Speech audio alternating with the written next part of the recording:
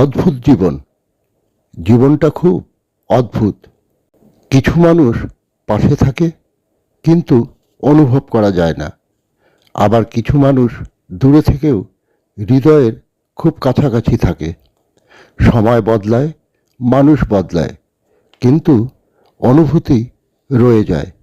ঠিক আবেগের মতোই। মাঝে মাঝে মনে হয় কিছু কথা যদি কাউকে বলা যেত, কিছু অনুভূতি যদি প্রকাশ করা যেত, তবে হয়তো মনটা হালকা হতো। জীবনে এই নিঃস্বার্থ বন্ধু পাওয়া দুষ্কর, যাকে সব কিছু বলা যাবে নির্ভয়ে, বিশ্বাসের সাথে। তেমনটি পাওয়া যায় না। তাই সব কিছু না বলা কথা হৃদয়ে রয়ে যায়।